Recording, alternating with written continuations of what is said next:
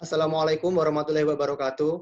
Kami akan membahas mengenai secondary water treatment process, biological process. Kami dari kelompok 1, Rombel 17B, saya Abdurrahman Faizi dengan NIM 49. Saya Muhammad Fikri Al-Ghifari dengan NIM 34. Saya Michaela Wenustra, NIM 69. Pada bab ini kita akan menjelaskan mengenai teknologi pengolahan air limbah secara biologi. Kita bagi ke dalam 5 bahasan. Yang pertama pendahuluan, lalu biodegradasi, activated sludge, aerated lagoon, dan yang terakhir aerobic digestion. Yang pertama yaitu pendahuluan.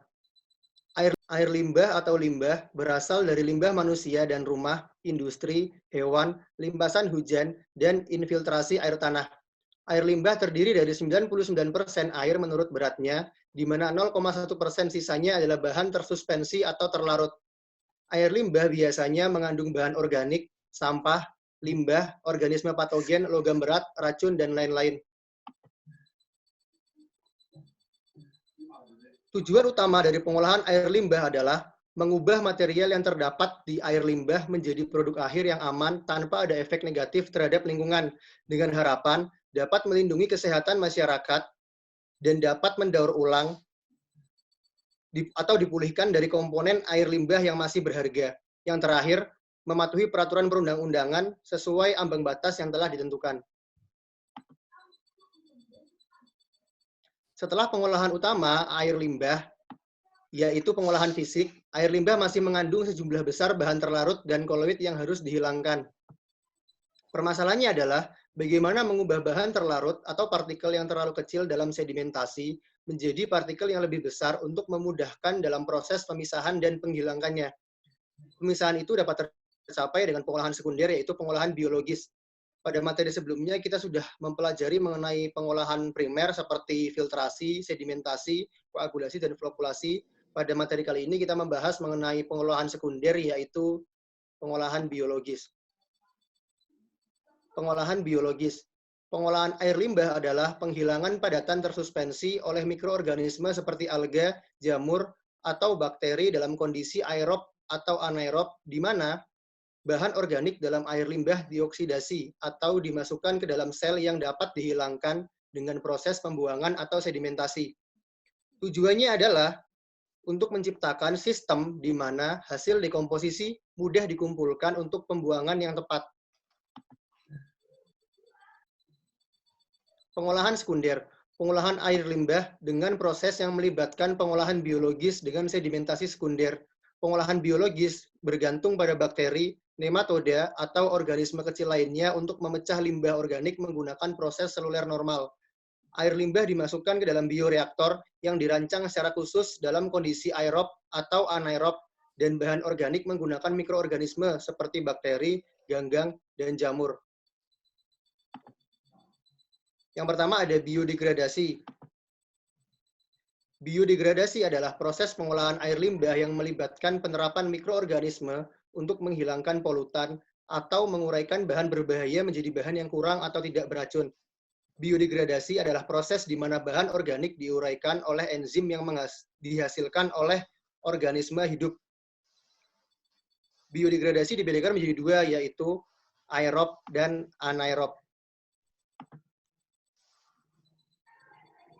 Aerob meliputi tangki septik atau aerob sederhana dan parit oksidasi, aerasi permukaan dan semprotan, lumpur aktif, parit oksidasi, peneteskan filter, perawatan berbasis kolam dan laguna, dan pencernaan aerob.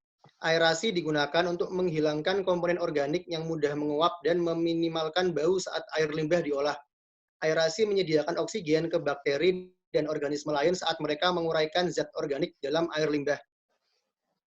Digunakan pula untuk mentransfer suatu zat seperti oksigen dari udara ke dalam air dalam proses yang disebut oksidasi, untuk mengoksidasi besi dan mangan. Aerasi memudahkan keluarnya gas terlarut seperti CO2, H2S. Sistem aerasi yang tersebar dapat digunakan untuk memaksimalkan transfer oksigen. Jadi intinya aerasi adalah proses penambahan udara atau oksigen dalam air.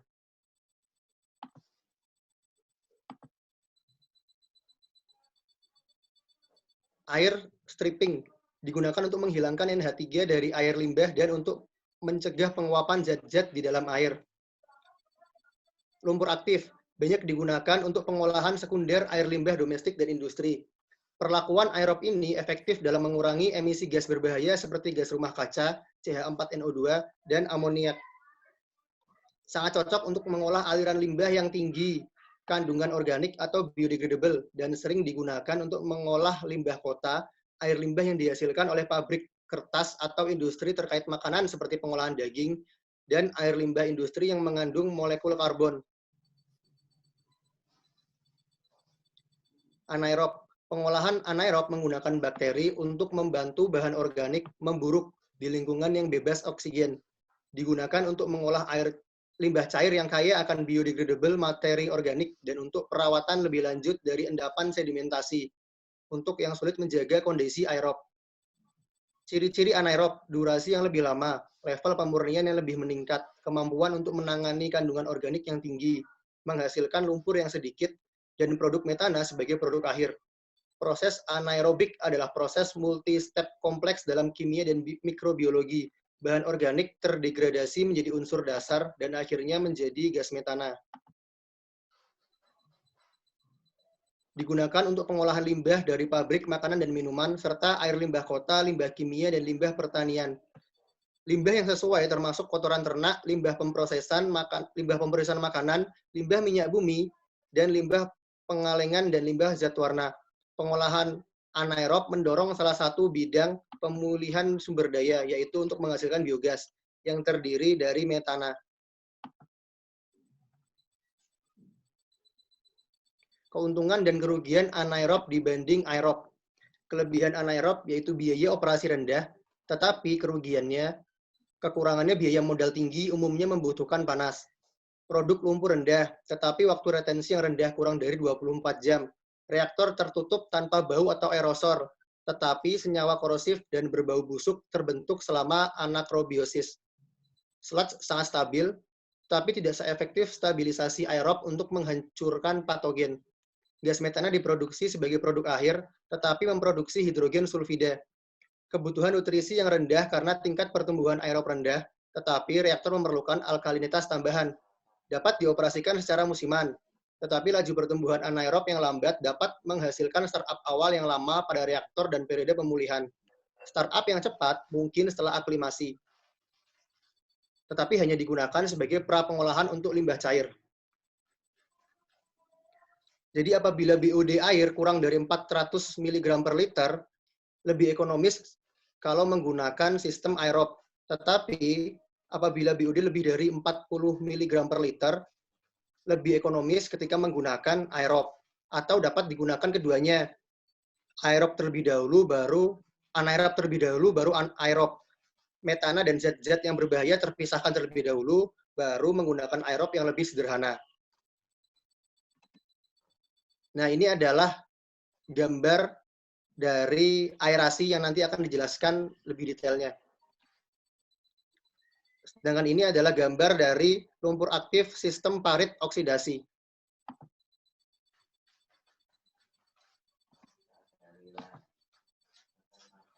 Selanjutnya adalah activated sludge. Baik, activated sludge. Apa itu activated sludge? Activated sludge atau lumpur aktif merupakan proses pengolahan secara biologi atau aerobik dengan mempertahankan jumlah massa mikroba dalam suatu reaktor dan dalam keadaan tercampur sempurna.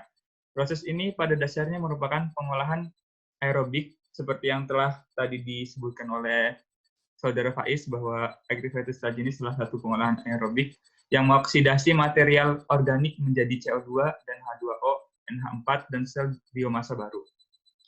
Dan suplai oksigen mutlak diperlukan dalam proses ini. Biasanya menggunakan peralatan mekanisme aerator dan blower.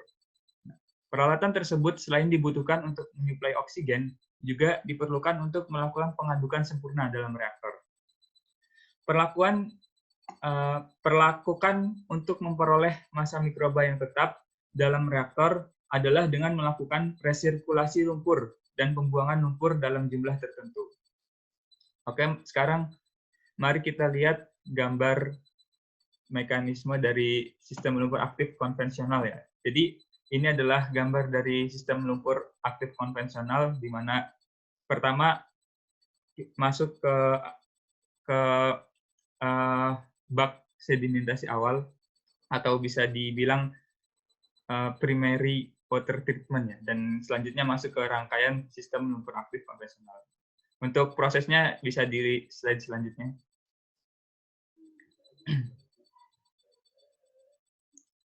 Untuk proses pada sistem konvensional, pertama limbah cair yang masuk ke dalam tangki aerasi akan terjadi percampuran dengan mikroorganisme. Nah, mikroorganisme ini yang melakukan penguraian dan menghilangkan kandungan organik dari limbah secara aerobik.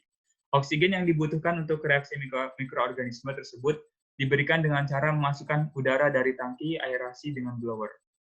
Nah, jadi udara dimasukkan dengan blower dan mikroorganisme akan melakukan penguraian dan menghilangkan kandungan organik dari limbah secara aerobik. Nah, campuran limbah yang telah diolah kemudian dialirkan ke clarifier atau kalau yang tadi di sampingnya yang kotak itu ya. Dan di dalam clarifier lumpur akan mengendap dan supernatanya dikeluarkan sebagai efluen dari proses. Sebagian besar lumpur aktif yang ada di clarifier disirkulasi ke tangki aerasi supaya konsentrasi mikroorganisme dalam tangki aerasi tetap sama dan sisa lumpur yang ada dibuang untuk dilakukan pengolahan lumpur. Nah, kalau tadi sistem konvensional, sekarang sistem modifikasi atau bisa disebut extended aeration. Nah, perbedaannya apa sih? Next. Nah, perbedaan untuk extended aeration yaitu waktu aerasi lebih lama, sekitar 30 jam dibandingkan sistem konvensional. Usia lumpur juga lebih lama dan dapat diperpanjang sampai 15 hari. Nah, limbah yang masuk dalam tangki aerasi tidak diolah dulu dalam pengendapan primer. Jadi, seperti yang kita lihat tadi di konvensional itu kan sebelum tangki aerasi ada tangki pengendapan yang awal itu. Nah, kalau misalkan di extended aeration ini tidak ada. Sistem beroperasi dalam VM ratio yang lebih rendah, umumnya kurang dari 0,1, dan dari sistem konvensional yang 0,2 sampai 0,5. Next.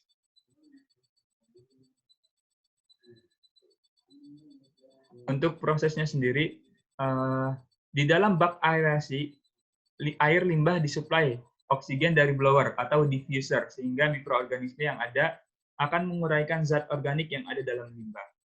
Dengan demikian, di dalam bak aerasi tersebut akan tumbuh dan berkembang biomasa dalam jumlah yang besar. Biomasa atau mikroorganisme inilah yang akan menguraikan senyawa polutan yang ada di dalam air limbah. Unit ini juga membuat endapan tersuspensi dengan adukan menyeluruh meliputi seluruh bagian kolam. Jadi di unit extended aeration ini dia memiliki pengaduk ya. Sebagian lumpur yang terikut pada aliran outlet dari kolam ini terendapkan. Sebagian lainnya dibiarkan terakumulasi di dalam kolam atau sebagian yang diendapkan kemudian dikembalikan ke dalam sistem aerasi.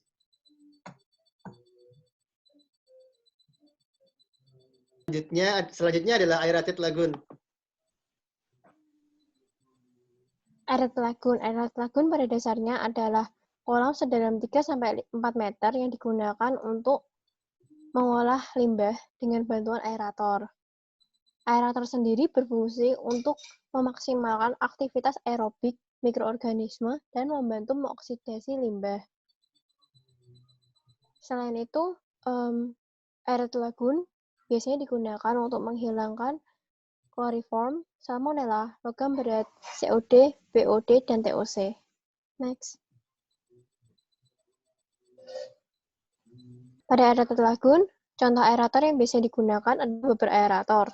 Sedangkan waktu tinggal pada aerated lagoon biasanya berkisar pada 3-8 hari. Next. Kita lihat di sini adalah contoh dari aerated lagoon itu sendiri. Di sebelah kiri kita punya gambar dari laguna yang diberi aerator untuk memberikan oksigen yang terlarut dalam air. Lalu di sebelah kanan kita mempunyai gambar dari proses sistem aerated lagoon Nah, pada proses ini sendiri, pertama-tama limbah itu difilter menggunakan screen dan kemudian masuk ke dalam laguna dan akan keluar sebagai treated effluent. Next.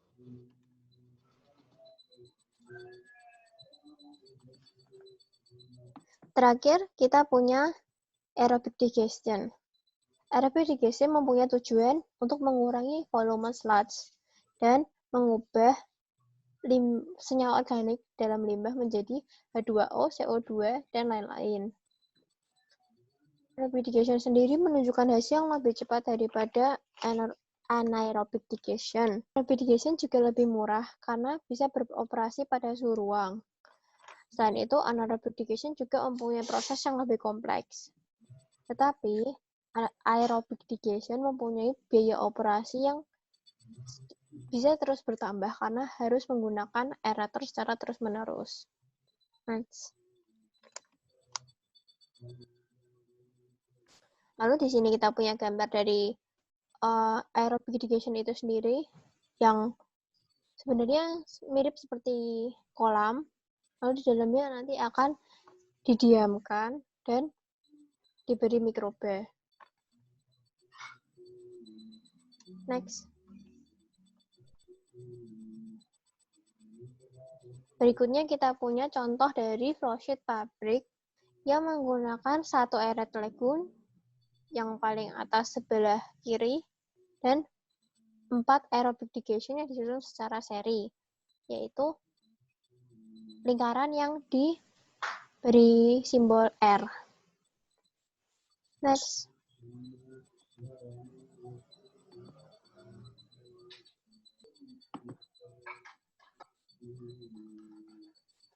Ya, itu saja dari kami. Terima kasih atas perhatiannya.